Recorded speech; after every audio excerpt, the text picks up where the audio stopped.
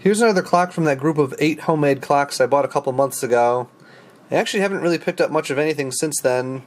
There's been quite a drought of digital clocks lately, and there haven't really been any radios that have hit my saved searches or anything, so I'm just kind of working through my backlog. And there's still a fair number of things I haven't shown you. As you've probably already been able to determine, this clock does not display time in the usual fashion. It's displaying time in binary. Each one of these rows here represents one digit of a normal 6-digit clock. So that's your tens of hours, ones of hours, tens of minutes, ones of minutes, tens of seconds, and ones of seconds. And in the vertical column here, the bottom LED represents 1, this one represents 2, this one represents 4, and this one represents 8. You'll never see all of the LEDs in a column lit, simply because they can count up to more than 9, which is the maximum you will see displayed in a digit on a clock. So there's 9, and it rolled over. I'm not sure if this nice case was completely homemade or if part of it was purchased out of a catalog or something, but it does look quite sharp. On the back here are the 3 controls. I added the labeling there. So we've got a fast set, a slow set, and a hold. The fast set button advances the minutes while holding the seconds. The slow set button advances the seconds and everything else after that, of course. And the hold button just holds the time as long as you hold it down. This control scheme is very similar to what is used on a lot of the other clocks I own because it uses a National Semiconductor clock chip, which was a popular choice back in the early to mid 1970s. The bottom is made out of phenolic material, which has been, cut and drilled and tapped and all that. And it has these nice cork feet. I'm going to grab a screwdriver and take these screws out after I unplug it.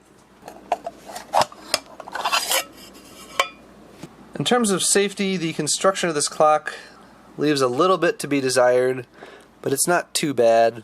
This clock has a fuse on both the primary and secondary of the transformer, although the primary fuse was a 1 amp fuse, which is a way higher rated fuse than should be used in something that only draws like 3 watts. You can see that this board here isn't really attached by anything. It's just kind of held in place by all these stiff wires running between it and the display and everywhere else. And all the transistors are in sockets. This thing here was just kind of separated from everything else with a piece of paper and some masking tape.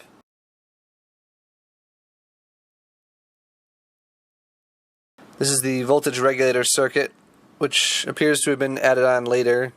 That's a 12-volt linear regulator there with no heatsink on it. Thankfully the load on it isn't super high and it's not dropping much voltage, so it doesn't really get that hot. I was somewhat tempted to try relocating it over here where there's a little bit of space, but it would have been a tight squeeze. I ended up just replacing the paper with some plastic here from an old 5-star notebook. Maybe a little bit hard to read on your screen there.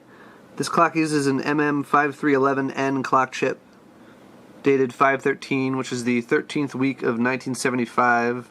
It's a fairly uncommon clock chip, actually. The MM5314 is much more common. The difference between this chip and that one is that this one has BCD outputs, which can then be used to drive these LEDs here. The display is multiplexed. It doesn't have enough outputs to drive all of them individually. It drives one column at a time. I guess these capacitors were put here for noise elimination. I'm not entirely sure. You don't typically see those on a clock using this chip. The transformer is kind of on the small side, but again, this clock only draws like 3 watts, so it's adequate.